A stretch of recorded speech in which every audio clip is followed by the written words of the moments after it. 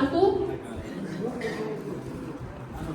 ಉಮೇಶ್ವರ ಯಾದವಪುರ ಗ್ರಾಮದ ರೈತ ಕುಟುಂಬದ ಶ್ರೀಮತಿ ಚಿನ್ನಮ್ಮ ಹಾಗೂ ಶ್ರೀ ಸಿದ್ದಯ್ಯ ದಂಪತಿಗಳ ಕುಟುಂಬಗಳಾಗಿ ಜನಿಸಿದ್ದು ತಮ್ಮ ತಂದೆ ತಾಯಿಯ ಇಚ್ಛೆಯಂತೆ ಪ್ರಾಥಮಿಕ ಶಿಕ್ಷಣ 1ರಿಂದ 4ನೇ ತರಗತಿವರೆಗೆ ವಿದ್ಯಾಭ್ಯಾಸವನ್ನು ತಮ್ಮ ಹುಟ್ಟೂರಿನಲ್ಲಿ ಮುಗಿಸಿ ನಂತರ ಪದವಿ ವಿದ್ಯಾಭ್ಯಾಸಕ್ಕಾಗಿ ಮೈಸೂರಿನ ಮಹಾರಾಜ ಕಾಲೇಜಿಗೆ ಸೇರಿಕೊಂಡು BA ಪದವಿ ಪಡೆದುಕೊಂಡಿರುತ್ತಾರೆ.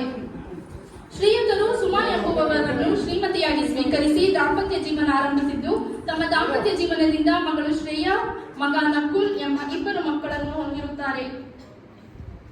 ರಾಷ್ಟ್ರೀಯ ಮಾನವ ಹಕ್ಕುಗಳ ಸಮಿತಿಯ ಕರ್ನಾಟಕ ರಾಜ್ಯ ಉಪಾಧ್ಯಕ್ಷರಾಗಿದ್ದು ಹಾಗೂ ಹಲವಾರು ಸಂಘ ಸಂಸ್ಥೆಗಳಿಗೂ ಕಾನೂನು ಸಲಹೆಗಾರರಾಗಿ ಸಮಾಜದಲ್ಲಿ ಬಡವರಿಗೆ, ದೀನದಲಿತರಿಗೆ, ನೊಂದವರಿಗೆ ಅವಶ್ಯಕತೆಗನುಸಾರವಾಗಿ ರಾಜ್ಯದ ಮಾನವ ಹಕ್ಕುಗಳನ್ನು ರಕ್ಷಣೆ ಮಾಡುತ್ತಾ ಬಂದಿರುತ್ತಾರೆ.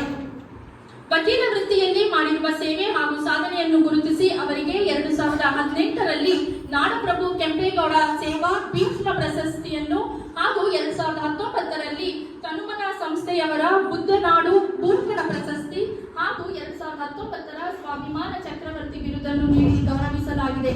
ಪ್ರಸ್ತುತ 2022-24ನೇ ಸಾಲಿನ ಮೈಸೂರಿನ ವಕೀಲ ಸಂಘದ ಕಾರ್ಯದರ್ಶಿಯಾಗಿರುತ್ತಾರೆ. ಶ್ರೀಯುತರು ನಮ್ಮ ಮಯೂರ ಪ್ರಶಸ್ತಿಗೆ ಭಾಜನರಾಗಿದ್ದು ತುಂಬು ಹೃದಯದ ಧನ್ಯವಾದಗಳು.